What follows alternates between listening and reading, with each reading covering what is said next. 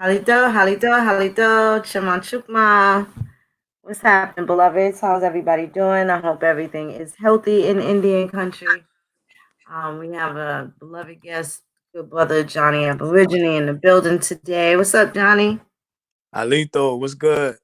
Everything's healthy. Everything's healthy. How you doing? I'm doing all right. I just ate. I just got my stomach full real quick. Right. Yeah, I was definitely munching and vibing, so that's the fact. I was doing the same thing. Trying to stick to this alkaline diet. Oh yeah? What do you how long are you on it? Or how long have you been on it? Recently, the past week, I've been trying to get this started and eat right, seeing how this go. Hmm. What have you been eating, or what did you give up that you like a lot? Everything: chicken, steak, pork Yeah, chop, right. and I've been What's trying up, it out. I just had everybody in the chat? Halito, what's happening, Willie Lily?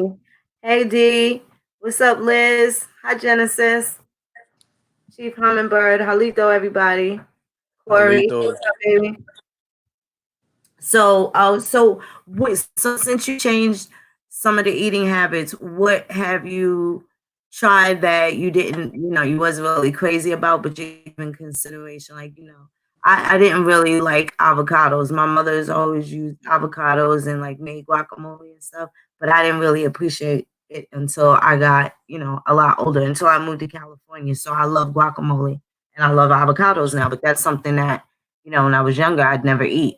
So do you have Right. you I just had that. I just been trying that a lot lately too. Some like avocado dips and dishes. I've been mixing avocado with like some ginger and Mhm. different kind of herbs and stuff. And Yeah. I guess since all this stuff been going on in the world, it's like the perfect time to like just try something new and start something new. Just had a lot of Right. time to just start over, try a new diet, see what it could do for me. Cause I've been feeling a lot of like tightness in my chest and arms and shit. And that ain't good at 28 years old. Right. When I Right. when I'm feeling like that from eating all this meat and definitely the sodas, like the Cokes and you know, Pepsis and Sprites. So I'm Right. drinking a Right. lot of water. I've been running through like 15 bottles of water by myself the last 3 days That's good. because I'm That's trying to good. get out the soda. Yeah, like really Yeah. addicted. I think well, I don't know, that was like for me, it was like I don't know, I stopped drinking soda probably about, I would say, almost 10 years now, but I used to be like a soda fiend. Um Uh, But I always was fond of water, too. I probably always drank more water than soda, but I used to drink a lot of soda. Ultimately, the last time I had a soda, I was probably going through like a drive-through, like a McDonald's or something like that. And I was just like, I didn't really enjoy McDonald's for a very long time, but I'm pretty mm-hmm. sure it's been over 10 years since I've had it. You know, uh, but the soda, I think every once in a while I'll have a ginger ale. You can make your own soda with the natural flavors, and you make Right. They say syrup. ginger ale is healthy. Anytime you're sick, that can knock it out. Yeah, it's always served as soda Anytime. to me. But yeah, I just been doing all that so I could get off the soda. I ran through like 15 bottles because if I still keep drinking a Coke with mixed in with the water, I'm gonna still go right back to a Coke. So I That's just right. try to like flush it all out, flush the taste out of my mouth, and try to get used to drinking a lot of water. Right. So if we had to take the challenge, you do Pepsi, Coke over Pepsi? I take a Coke over a Pepsi. Oh my goodness. Okay. Yeah. I use that to chase a drink if I was to drink. Right. Generally, yeah, I get that. I get that. Oh wow. Okay. What's up, everybody? Burnish Blast, Michael Brown, Lady Gemini. Mr. Waldo, what's up, beloved? How are you? How's everybody doing? We hope everything is healthy out there in Indian country. Hope y'all good. Hey, Waldo. Yes. What's up, Hiya Harold? What's up, beloved? I hope everything's well. You keeping well, good brother. James Roselle, Milan Tane, Halito to you. Genesis, everybody, I hope y'all keeping well. Hope y'all keeping well, cousin Liz. Um, so Johnny and I wanted to talk a little bit about genealogy. Yep. Got a lot of compliments on the show that cousin Sokwa and I did with his genealogy. So, Johnny is he's really good with the Louisiana and the Mississippi territory that being able to read and interpret the French documents, and certainly different. And then you also need to know the Portuguese and Spanish documents as well. And sometimes that takes a lot to be able to deal with those translators, with the translations, especially with colonial languages that don't say the same words anymore. You gotta already read and decipher the handwriting and certain letters that may or may not have existed X amount of years ago and what have you.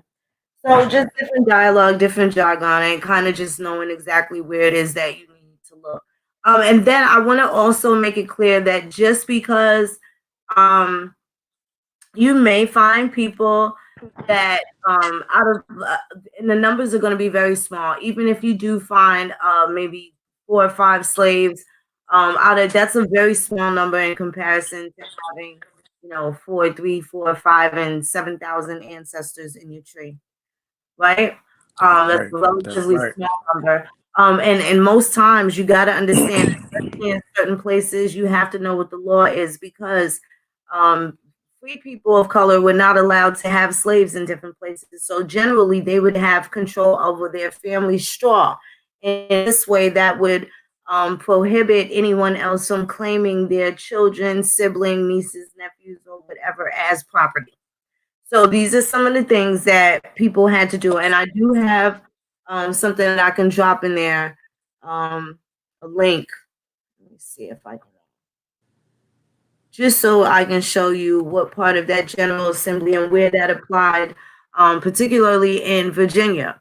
So in those specific places. Now, keep in mind also, I wanted to make a good point, right? Because when it comes to the European ancestors, that the colonizers that came here, slash prisoners, slash slaves, there's a bunch of slashes in there and a lot of questionable things, especially regarding how did George Washington get here? Has anybody ever found out how to got here? If all these other people came in on the Goodspeed ship or the Elizabeth II, whatever these boats or these ships was allegedly named after, that had brought some of these founding fathers here. Can anybody share which one? George Washington, Ben Franklin. What boat did they come off of? How did they get here? Does anybody know the day that they came to so-called America?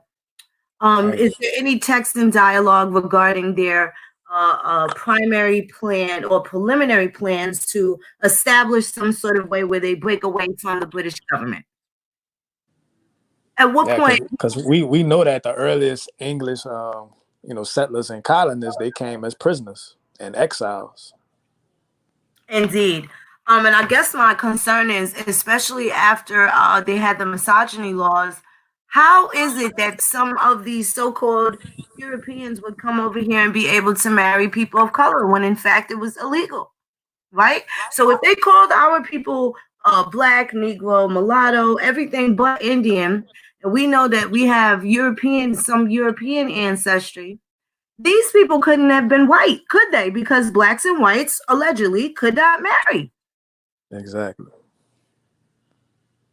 Even up into the 60s with Mildred Loving versus state of Virginia. Or the United States rather. And I think they didn't even tell something very very distinguishing characteristic about the Jeter family and the Loving family. I've seen the Loving family signature in Virginia on documents dated with some of my ancestors. So these families, the Jeters, these particular Rappahannock Indians, have had a long-standing relationship with the Lovings. So there's so much history and things that kind of get missed. This is why I always say that we need our own, documentaries and our own way to put some of these stories down and tell it like it is, tell it for true, based off of in the very strong research. I think we are very, very strong in research versus some of the you know, um, I would say previous so-called scholars that have put out certain things. Like, I think, like, I haven't seen, I probably saw one or maybe one. I don't know how many they are. Like, what's those hidden colors? Like, the Tariq Nasheed or whatever. But Yeah, all of Tariq T, Booker T, Coleman. I don't think none of them yeah, was giving those presentations based on genealogy. I none at think they were all. just repeating narratives. Right. I thought so too. I thought so too. I mean, at the time, it was just kind of cool because it was like, oh, okay, people are doing something, something to look at, um, Right. to showcase our people, especially at that time. Like I said, I know since then they have put out quite a few of them. I still haven't seen like the 1804 Haitian version. Particularly, I wouldn't watch something like that only um because it doesn't, especially if they don't talk about the battle at Georgia, where the Haitians came and practiced their warfare here in America, at Georgia, before they went back and were inspired to go and have the Haitian Revolution. So, of course, when it comes down to things like that, I don't really want to watch it. I don't necessarily always knock everything either, but certain things I already know I have a predisposition, of maybe some sort of bias against it, just based off of the way it's worded or advertised, or if I know if it's going to be, sugarcoating around, specific topics that I'm knowledgeable on. I don't think I really want to see that, and that's not even really something I want to know. What about you? Not at all. Especially when you're not educated enough. I think they just wanted to have. I think they just wanted to be a source without really being educated on it. I don't Right. think they was doing anything from their own personal perspective, primary research. People, families. They just wanted to be a source, capitalizing on, people looking for culture. They're trying to find out the truth. So let's just throw something out there. They wasn't really digging deep, doing real research based on people, family lineages, and so on and so forth. Right. Speaking of lineages, have you learned anything cool or about any Louisiana resources or Mississippi resources for some of our people that have difficulty finding their peoples inside of the states of Mississippi and, Louisiana? Also, I want to mention, like, do not exclude Arkansas as being Indian territory. I think everybody, Johnny and I, we discussed earlier about people just being consumed with trying to understand the five civilized tribes versus trying to compartmentalize the story of what American Right. Indians as a whole have went through as well. That's right. Yeah, Arkansas was like some of it was a pit stop for like Cherokees and Creeks, and also was some Choctaw territory too. But Indians went to Arkansas and the Seminoles too. Indians went to Arkansas before they went to Oklahoma. Living on the Arkansas River and the Red River. So they stopped in Arkansas before they had got to, the main Indian territory in Oklahoma. Well, that was actually a part of Indian territory. That was combined with Oklahoma at one point, Arkansas. That's right. That's right. But what I've been finding with Louisiana, like, well, first thing, when you trace back to pre-colonial Louisiana before 1803, 1810, 1812, I think the easiest way you could tell where, your people trace back to pre-colonial Louisiana based on the surnames. Those surnames being Creole surnames or French surnames. So if anybody has English or British surnames, we know that they came from, east of the Mississippi, like Mississippi, Georgia, Alabama, South Carolina, and Virginia, and North Carolina. So anybody that claims the pre-colonial Louisiana, you can easily tell if they pre-colonial Louisiana if they have those French or Spanish, Louisiana Creole surnames. That's the easiest way to tell that somebody traces back, to the Louisiana Indian tribes in the 1780s, 1770s, and 1750s, versus somebody having a last name like Ranson, like my grandmother's father people, last name is Ranson. They came over from North Carolina, then to Louisiana. So you can easily tell. To me, Right. that's what I've learned. One of the easiest ways you could tell somebody traced back to Louisiana in the 1700s just based on the surname that they carry. That is So correct.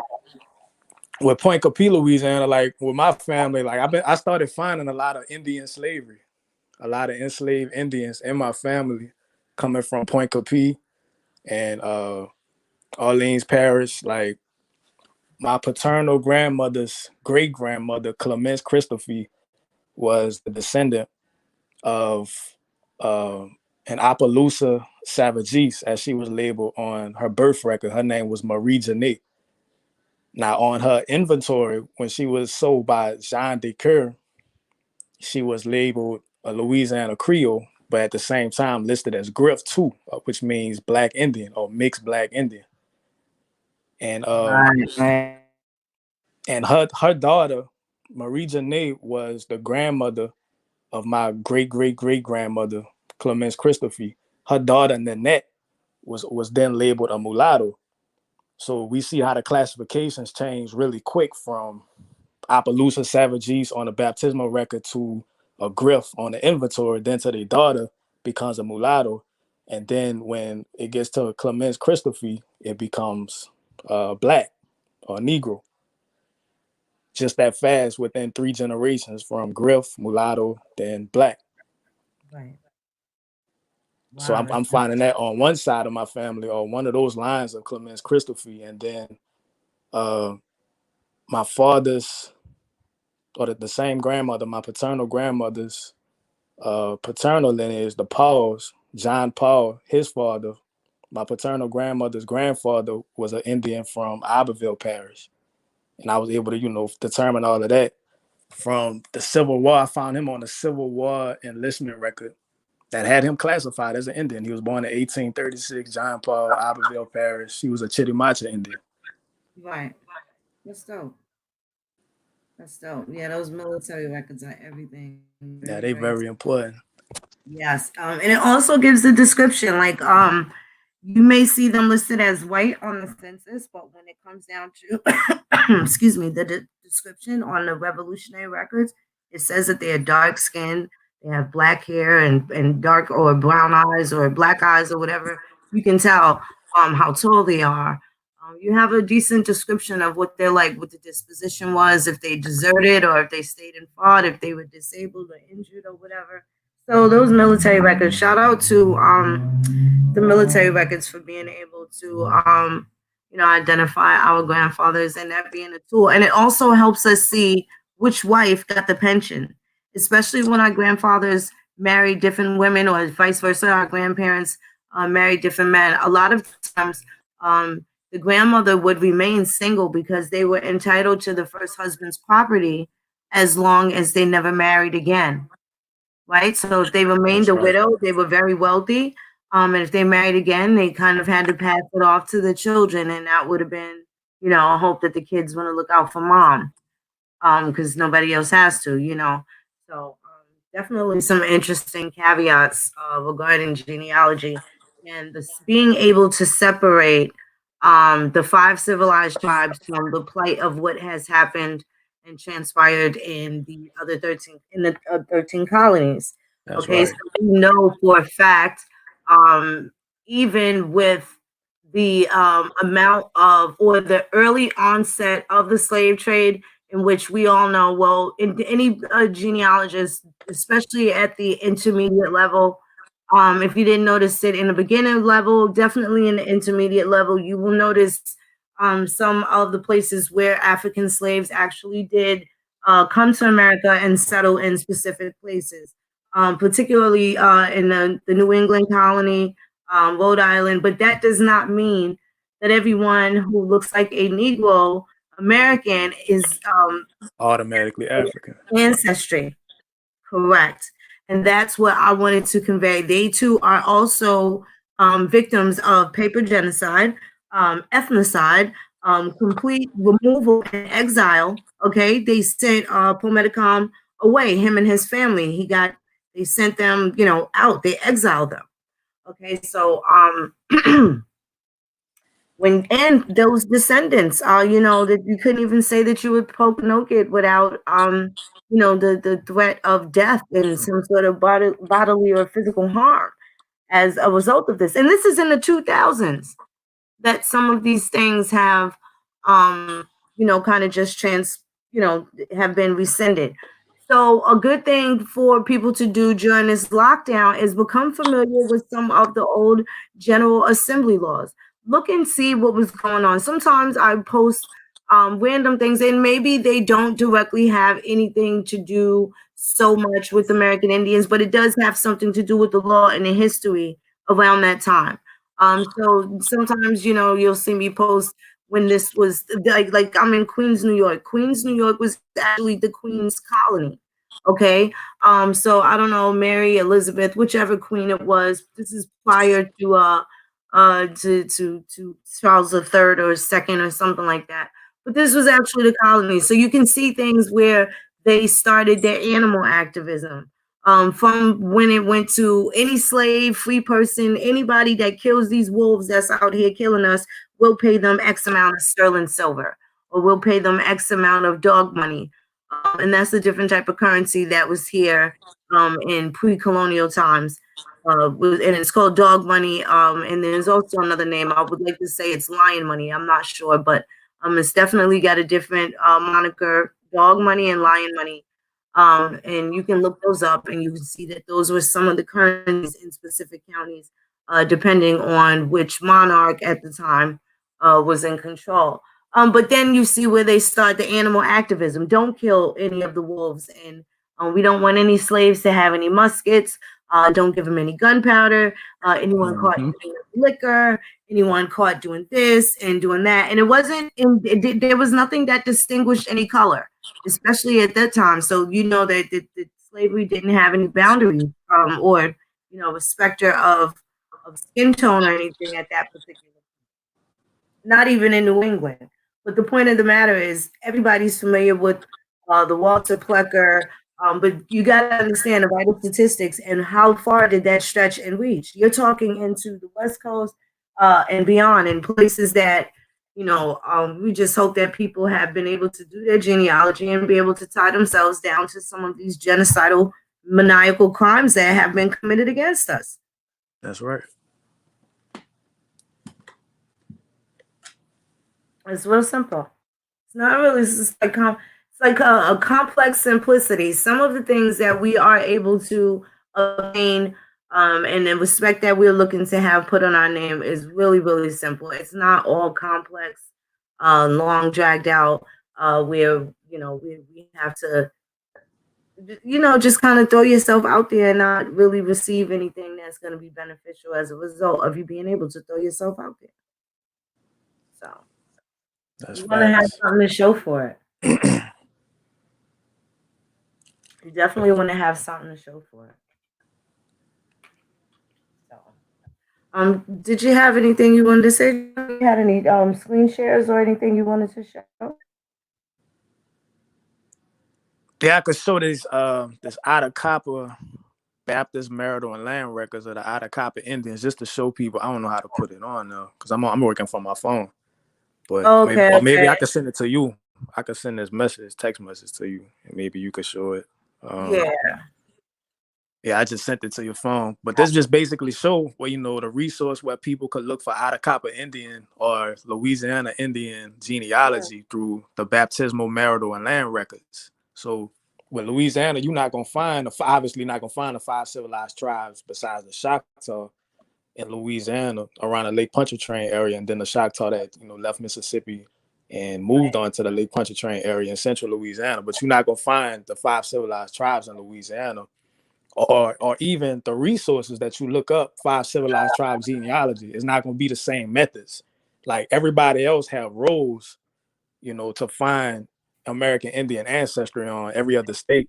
With Louisiana, you got to actually look for beyond the censuses or colonial censuses, and primarily baptismal, marital, and land records, like the vital records, is very important for Louisiana Indian genealogy. So if people was to think that, because I don't see none of the Indian roles in Louisiana, so my people must have not been an American Indian in Louisiana, they'll really be mistaken and just give up and think, damn, I ain't gonna find no Indians in my family if I'm from Louisiana. I don't know where to look, or or they must have just been some Africans, because they thinking that they got to look them up on the Dawes roll or the Henderson rolls and the McKinnon rolls, every other roll that didn't have anything to do with Louisiana. So, it's just important to look for vital records specifically when we talking about pre-colonial American Indians in Louisiana. And like Atacapa, anybody that have ancestors from the Atacapa territory, because they had a region that was named after the Atacapas called the Atacapa District. That was like one of the founding counties in Louisiana called the Atacapas District. So anybody that's like from Lafayette or Opelousas, Lake Charles, Rain, Elton, Saint Landry, and Saint Martinville, places like that, they could find. They'll most likely have some kind of Atacapa land ties. They'll come across an Atacapa ancestor at some point if they have people that trace back to that Atacapa territorial area during the pre-colonial times. So I was able to, find like a lot of Atacapa Indian surnames, a lot of Atacapa vital records, through the baptismal marital land records like we was talking about, in Rain, Louisiana, Elton, Louisiana, Opelousas, Lafayette, and finding that, Indians was selling land to the Europeans. And that's how, the Europeans took over. That's how you could find some of your ancestors through the land records or the land transactions where they selling their land off. Some of it forced, some of them, they trying to take care of themselves. They selling their land off to the colonizers. And you can find some of that in your family through, one of those resources and the land records. And then there's the baptismal and marital records where you will find Atacapa Indians being labeled Atacapa on their marriage record or on their baptismal record. It'll say something like Rose Mermentile, a Savagese Indian, and it'll give her parents' names, Michael and Marie, de la Nation Atacapas of the Atacapa tribe. She was born about October 15, 1821 at age 1 year old, and it gives the sponsor and the priest and the church is located at the record, that the location that the record is located at the church is located at in that particular region in Lafayette where I'm reading this from. So these are some of the places where you would look for Louisiana Indian ancestry versus, where you would look for the 5 civilized tribes that didn't have, any ties at all to Louisiana. You have to really be vital records specific. You have to really look for those vital records heavy in Louisiana because I had a roadblock on one of my lines. My grandmother's grandmother, that was like the only line I was having a roadblock on because I didn't know where to look.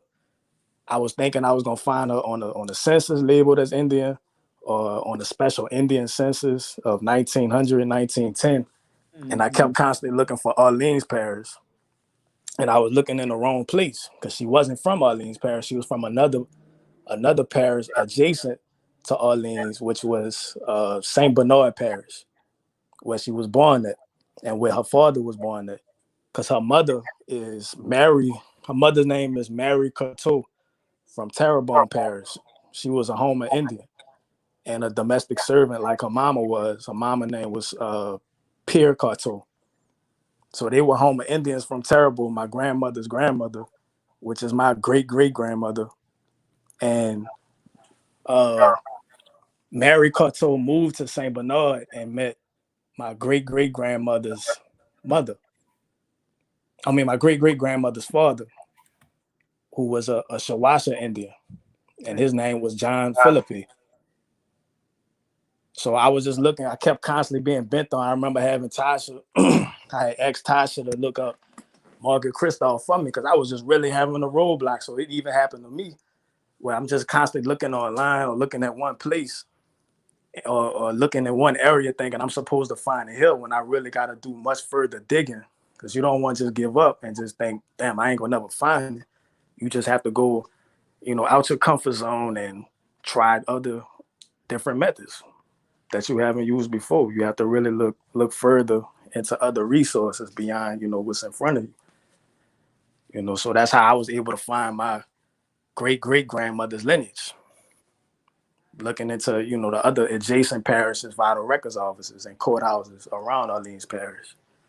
Because all of this was a part of Orleans territory at one point. St. Bernard and Plaquemines and obviously Jefferson And Orleans Parish, all of this was Orleans territory around 1807, I believe.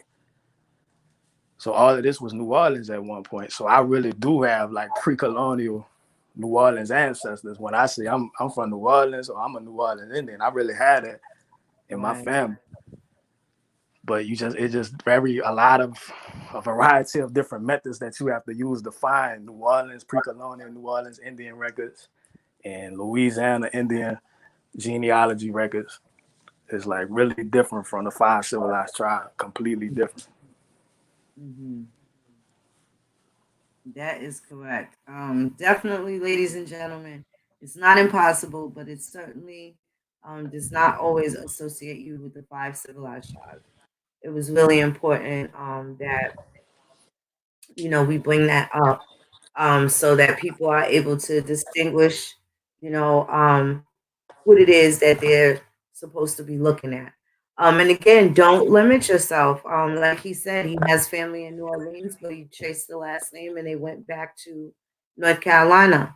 It went back east. There is a whole Redbone community that left North and South Carolina and even some parts of Virginia. And they have moved, ahead of the Trail of Tears to Louisiana, Mississippi area, so on and so forth, Texas, Arkansas, Oklahoma. You definitely got to understand that. Look at the proximity, how close in proximity Memphis is from Arkansas. It's not really a far place, so you can look at the Yeah, it's right there on the border. Right, right exactly. There on the border, So you Tennessee can and Arkansas. guarantee that there's going to be certain parts of Memphis, Tennessee, or in that particular area of Eastern Tennessee that have a lot to do with Oklahoma or Arkansas. That's right. So you don't want to just focus on looking at Tennessee records. You want to look at maybe 200 square miles in area. You know what I'm saying? You want to look around close. And also, a lot of them did not travel alone. Even if they didn't have really large families, they had the same neighbors because they lived in the same neighborhoods all of their lives. Sometimes at that point, even 4 and 5 generations back then for them. And this is, like my generation would put some of these people back in at the ninth or 10th generation. So that's the 1600s, you know. So with that being said, to be able to look into all of these documents, and it even helps when you find these other names and you just, European names and stuff like that. Maybe have the European ancestry in that regard. You can still look and see that if they came here, there's some sort of documentation about them on the other side. You can guarantee that, and you can guarantee that it's going to be good and plenty. Okay, it's going to be good and plenty information on them, how they got here. You should be able to really dig deep into that after you are finished, because it's going to take you a really long time just to get through the American Indian ancestry. It's going to take you a long time. And you still want to find other supporting documents that indicate that they are Indian. Particularly you want to see the land patents. You want to be able to make sure you know what it's been hitting for in the end. That's right.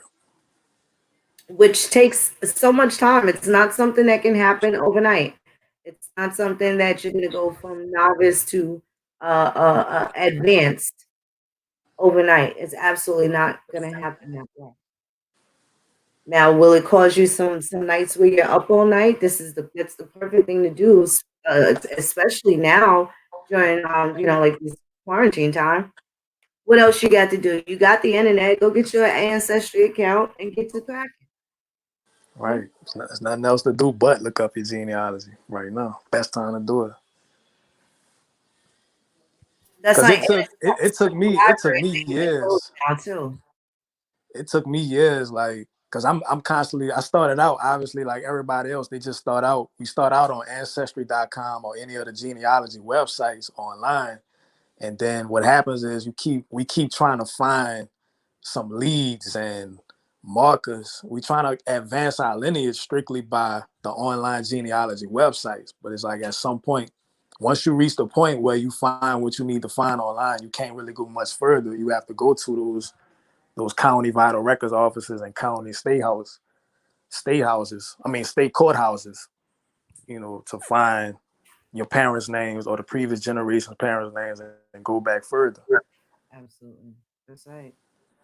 That's right. And those are very, very important. Those court records, you'd be surprised what you'll find, especially on your ancestors. And mind you, you'll see them on a census and they may be listed as free white people, but you'll see them on a tax list and they're paying tax on themselves and maybe 3 or 4 free Negroes or free people of color.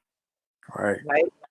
So, Right. and So then, if I was to just take the online record of my great great great great great grandmother, my fifth time great grandmother Marie Janae, and just assume she's a Griff, a Louisiana Creole, I wouldn't have find her exact origin, her exact tribal origin being Opelousas on her baptismal record from the church, that she was baptized in Point Coupee.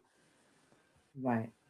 If I would have just took that as exact online at Ancestry.com. So you could find these on Ancestry and Family Search and My Heritage, um, as far as Louisiana go, and see that they're labeled as Indian or Griff in the slave inventory. But you want to go back further in person to find out, exactly what's that exact tribal origin that I'm not going to find it online. So I need to go to Point Coupee Courthouse and find my Marie Janae's bill of sale, or go to the church that she was baptized at in Point Coupee and find out, more information about her origin that I'm not going to find online. That's right. That's right. And family search centers are bomb. I'm telling you the things that you make time for when you need to make time for. And I know there's millions of people that are kicking themselves in the ass for not taking advantage of those family search centers and some of the wonderful things that they'd have to play with right now, because those things that you get from there also will lead you into other sources. And these sources you don't even have to leave your house to get. Once you get your hands on some of those particular sources, you guys definitely. I don't know if you guys are checking these church records in these counties and see what it is that's available. See what's available online, especially now. Where we got a lot of downtime Right. now. So. Definitely we're gonna do another part to this. I actually want to put a presentation and we're gonna talk about this again. um I definitely wanted to get Johnny on here so he can help me break down the difference between the 5 civilized tribes. And now you've heard him explain that even in Louisiana that does not make all the Indians of Louisiana inclusive to the 5 civilized tribes. Right, because it doesn't apply to us at all in Louisiana for the most part. These are basically detribalized, first contact pre-colonial Indian tribes that we were basically forced to assimilate, forced to disband, and you know fall under the reclassification. So you have to really trace them back through, like we said, the census records and the vital records. That's right. That's right. But a lot of this help by me researching Point Coupee genealogy, finding my father's lineage, the concentrated that really showed like how much everybody's, for the most part, is Griffs. Reclassified and labeled as Griffs, meaning mixed black Indian. Like that is a huge, groundbreaking part of my research that I found. Because that's not even just for my family, but that's also for the book I'm writing, Black Americans and Aboriginal Americans, for the Louisiana chapter. That part of that research is going inside of that. But it just really showed how much Point Coupee, the misconception that they said a whole bunch of Africans came to Point Coupee, Louisiana. A bunch of Senegambians, when really, it's people from the Caribbean that was shipped up from the Gulf into Louisiana, up the Mississippi River to Point Coupee Parish, which is right above Baton Rouge. And then some of them mixed with, the local Louisiana Indians. And some of them became Griffs that way, and other people are Griffs because in order to enslave an Indian, you got to hide their enslavement by reclassifying them as different reclassifications that justify them being a slave, like Griff or like Negro. Now, is grief, do you recall that in any other territories outside of the Louisiana territory? Like, have you seen that in any of the Arkansas territories or anything like that?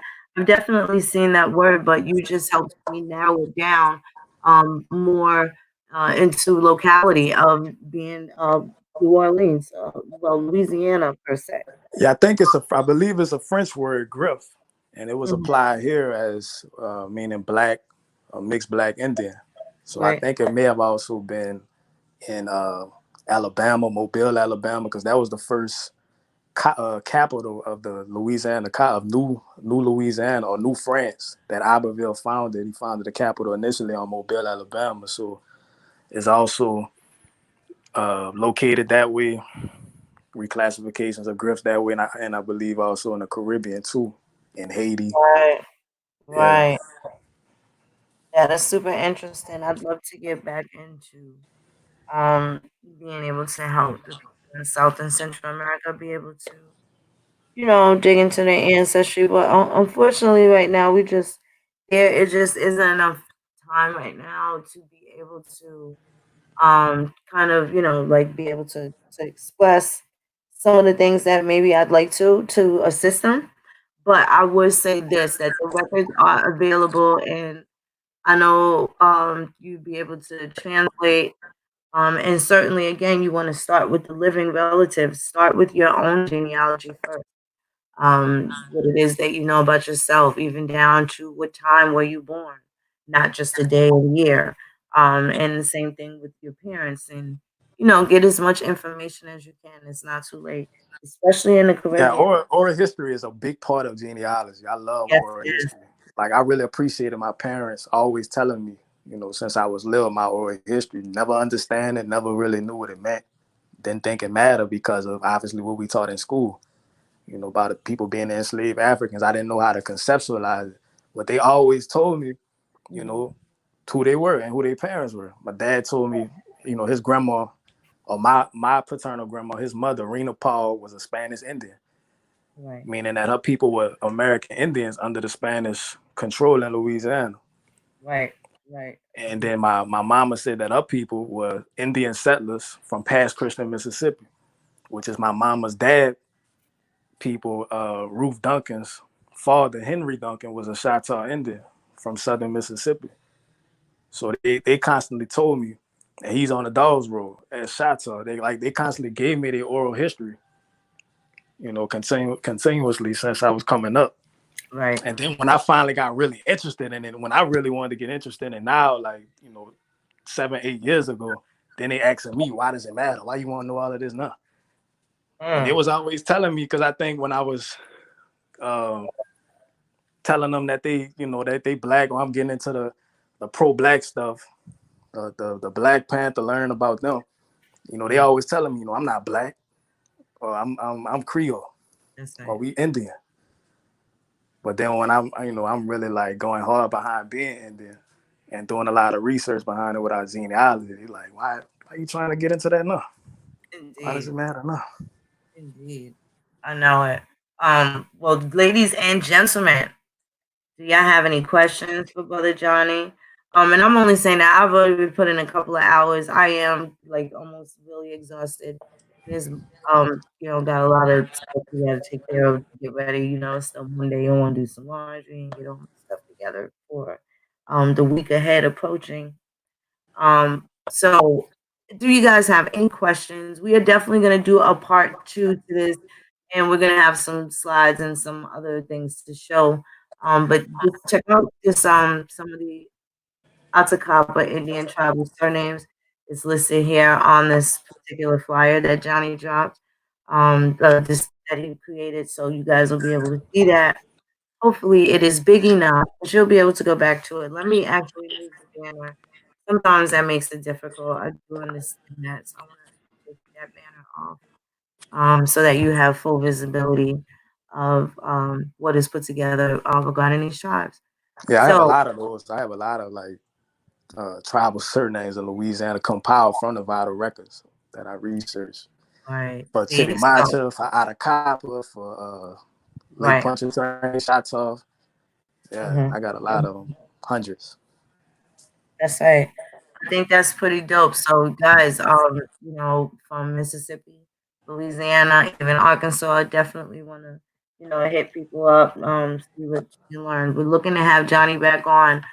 So have your questions ready for the next time. Especially pertaining to those areas.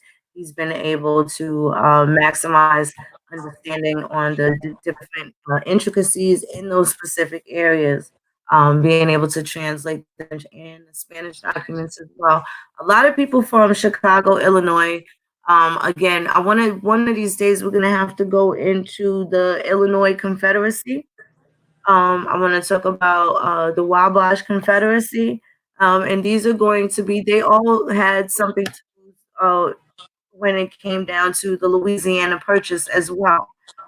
Specifically, Chicago, I'm pretty sure Michigan, Missouri, Indiana, a lot of us said Wisconsin, Minnesota. I don't know if you guys know, but Minnesota has the rights to the Mississippi River. You can look that up in the Constitution. They have control over the by and by of the water there.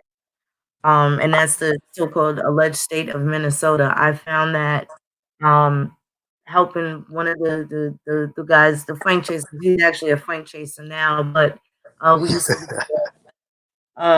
to be cool. I helped him out. This is the one. I think this what was his name? I don't even want to mention him. He's corny. And he was just But anyway, Yeah, Illinois actually sent, that was a painting of Atacapa Indians, and this painting of Atacapa Indians show actually that picture on the side of this post that's on the screen share. That's from this painting of Atacapa. That's an Atacapa Indian in that painting right there. You see, real brown skin, got kinky hair. But that painting, you was talking about Illinois Confederacy. They had Illinois Indians sent to New Orleans as slaves and Atacapa Indians. So like New Orleans was like a hub, obviously, of the local New Orleans Indians, and you had Indians from other places in Louisiana and up the Mississippi, sent to New Orleans as slaves, as enslaved captives, or some people, indentured Indians. So yeah, you had Illinois enslaved Illinois Indians on this painting. If you look it up, forgot the author's name, but if you just type in Atacapa Indian painting, it'll give a description. That's cool. Yeah. That's cool. I'm sure that's very helpful to our people in regards to being able to those challenges for the Louisiana Indians not being associated with all of the 5 civilized tribes and being able to differentiate. Also notifying people that Arkansas was also a part of Indian territory. And you must consider that Texas was also a part of Mexico. A part of Louisiana too. Arkansas was. It was a part of Louisiana territory. And then later on Indian territory. That is correct. So again, with imaginary borders, we definitely gonna get more into detail with that, but I definitely wanted to put that on y'all noodle for the night. Some of this quarantine stuff out the way, and we could just build and have a whole positive build. Johnny, earlier we had a dope divine intervention. I was inspired by one of the sisters that I spoke with about her growing fruits and vegetables in her apartment and being able to, to dedicate herself in time to that. And now, she was so happy to let me know her progress. So when I did a show earlier, I was so excited about her progress.